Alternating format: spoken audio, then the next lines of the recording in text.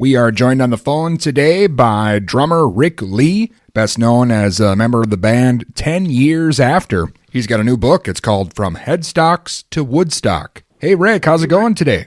I'm good, sir. How are you? I'm excellent. Thank you so much for joining me. My pleasure. Thanks for having me. Well, let's talk a bit about the new book, From Headstocks to Woodstock. Can you tell the listeners a bit about it?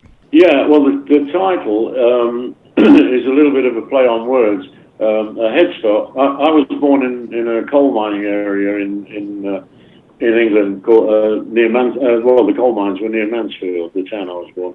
And the headstock is a tower with a wheel on the top and wires, and that lowers the cage with the miners in it way down into the earth to mine the coal. So that's one part of headstock. The other part, of course, is it's the top end of a guitar neck where the tuning pegs are. So a little play on words there. Woodstock, I think everybody knows, or if not, that was a big festival, probably the first big festival in the world, actually, in Woodstock, upstate New York. So that's where the title came from. It covers a lot of stuff, of course, around that time. A lot of things were happening, and, not only music, but the world. And, you've got stories in there with Miles Davis and James Brown, Muhammad Ali, a lot of stuff I wasn't expecting, but definitely a great book. Well, that's very kind. Thank you. Thank you. How was that for you writing the book? I know that's a long time ago, but I imagine a lot of those stories are pretty fresh in your mind still. Well, I've said before, the what I had, which was brilliant, I had my own diaries. I always kept diaries. Bizarrely, about 2 weeks before Woodstock, there's nothing written, but there's years before that. I was very lucky. A dear friend from Boston, a guy called Herb Starr, put together a pictorial history of the band, and I used that as a skeleton. And then I was able to hang my stories on it. So, for instance, when he mentioned the Newport Festival, that sprung the story about Miles Davis.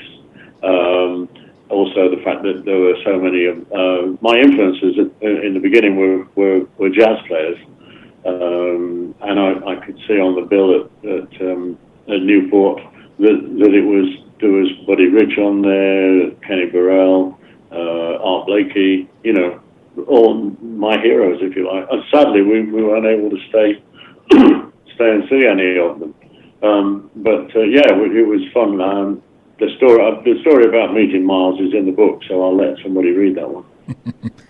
Well, let's talk a bit about Woodstock. I know you guys were in the film and the soundtrack. That really kind of helped break you guys here in the States. But what was that like for you guys to be part of that? Did you have any idea that show would be, what it's become here all these years later? No, not really. We were on a tour of the States. We've done quite a lot of gigs with Jeff Beck Group, actually, which had Rod Stewart and Ronnie Wood in it at the time. And they, in fact, were due to play Woodstock, but for reasons which, again, are in the book. They didn't do it. But so we were on this tour, and our manager actually had been turning down every time our agent Frank Barcelona rang him and said, "I think you should do this."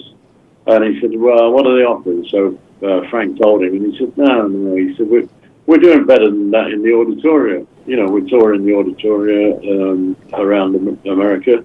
We're pulling about 5,000 people. What do we want to do that for? That sort of money, And Frank said, "Well, it's going to be pretty big. They're expecting 50,000 people."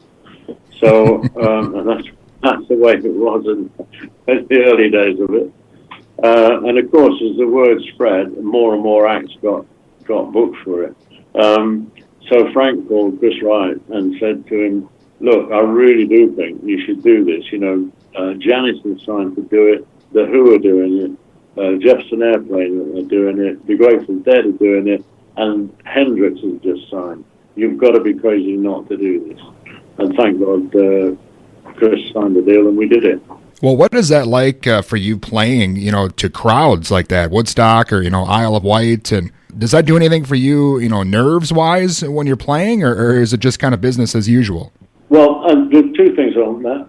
One is that I always say if you're not nervous before a show, then you're not a proper performer. because I think everybody has. It may be a few seconds, but if you have those nerves, and in a way, that's the adrenaline that gets you onto the stage to play. Oh, it certainly does in my case. Woodstock was very unnerving, yes. We finally went on at 10 o'clock at night. We were supposed to go on in the afternoon, but they had the very violent rainstorm. And the whole stage was live for about 2 hours, so they wouldn't let us use it until it was made safe. But we went on, it was just dark, the stage lights were on, and there were, whatever it was, we don't know, 300, 500,000 people. It was certainly the biggest show we'd played to that date.